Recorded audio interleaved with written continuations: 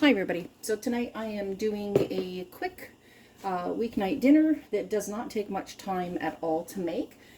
It's going to be a linguine with a chicken, mushrooms, broccoli, and spinach. We want to get as much nutrition in there as possible. So what I've done is I've turned my burner on. We want to get a little bit of heat going on that. And we're going to add in about a tablespoon of olive oil just to get that going.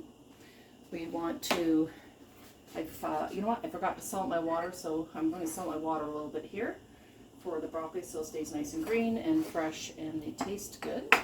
So I've added some olive oil in, like I said, about a tablespoon or two. I'm putting my chicken in. We're just going to spread that around the pan. And again, we want to season as we go. So we're going to add some pepper here. Wiped my hands down, so we want to be sure everything's nice and clean. A little bit of pepper there, and a pinch of salt, which I will use my other hand just to be safe. A little pinch of salt there, and we're going to get that sauteed around a little bit. We just want to get this basically cooked through, a little bit brown on both sides. There, and that broccoli is going. We just want to blanch the broccoli for about 3 or 4 minutes, and we can pull it out. There's no need to put it in an ice bath afterwards. I'll just put it in a bowl and set it to the side. So we'll come back in a second. Okay, so while I was gone, I finished browning the chicken. I put it in a bowl aside with the broccoli that I have removed from the pot. So we've just set that aside. We just want a little bit golden here and just fork tender, not even that quite that tender for the broccoli. So we're going to set that aside. I have added in some pasta.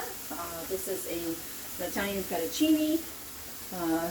Fettuccine di Cauliflower. I believe that's how you pronounce it. I apologize if I pronounced that wrong. We got this at Costco. The entire packet will feed 4 people comfortably. So we're just going to toss this around a little bit here. Get them a little, you can see they're getting a little bit brown. I have put the pasta in with a little bit more salt. I kept it in the same water that I cooked the broccoli in, as this is going to be one full combined dish. So there's no need to really change the water. Just makes another dirty pan, and who wants that? Alright, so it looks like I need a tiny bit more olive oil. So I'm going to add a little bit more olive oil in there. Along with the mushrooms, I crushed 3 cloves of garlic. If you don't like garlic, that's fine. You can add in garlic powder if you do like it and don't have fresh garlic. Otherwise, you can add in onion. Whatever vegetables you want, whatever mushrooms you want. These are just a cremini, which is a nice simple one. And you can also add onion powder, whatever you like for seasonings. It's all about your taste, what you like. So we're just going to check this pasta. This pasta here only takes about 5 or 6 minutes to cook, if that. Oops. We just want it al dente. Ooh, there we go. We'll check that out and see. Very hot. Perfect. So I'm going to turn that off. I'm going to drain the pasta. So I've drained the pasta. I've left it on the side here.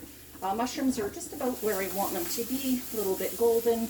And probably should have added a little bit more oil, but I don't want to over oil it. There we go. Perfect. So this is a non-stick pan I'm using. You use cast iron, whatever you have. This is the chicken stock that I made last, 4 or 5 days ago. So I'm going to put about half a jar of my chicken stock. This is about a cup of chicken stock.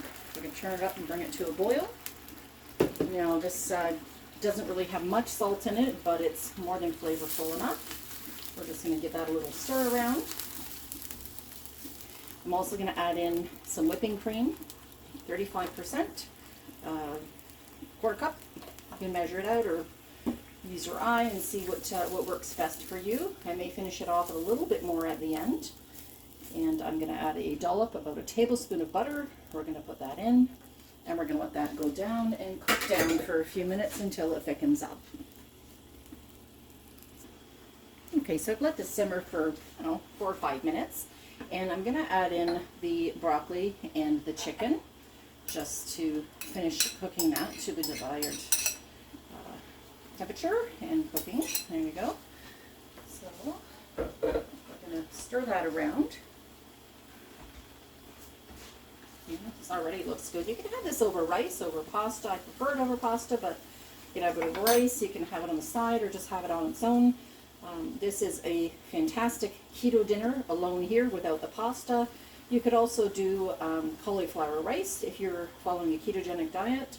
I don't. I have in the past and may again, but I will have some keto recipes here for things that I still use because, one, they're delicious and they're healthy. So I like to add in this big bowl full of spinach. So we're going to dump that in and let that limp down. More greens the better. They're so good for you. Outside. And we're just going to let this go down. All right, let that get limp. Along with your broccoli.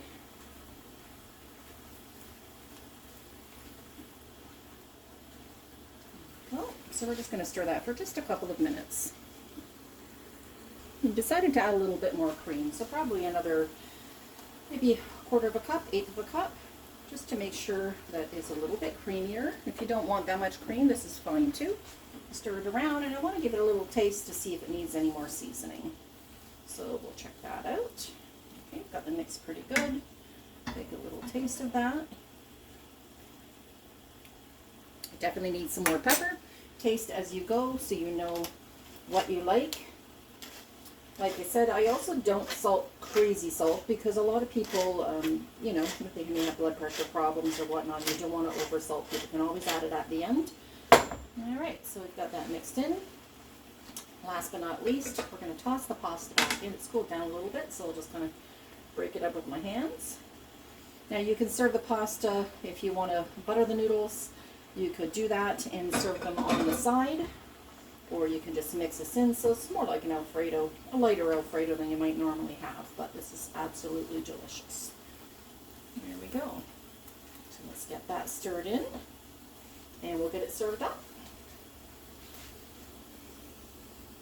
I'm just going to add some basil here from my basil plant. I usually pick them up in the winter time. I do grow it in the summer. I have a nice little garden that I grow, so we'll be using a lot of herbs and tomatoes and whatnot that I grow this year, peppers, etc. So we just want to tear this up.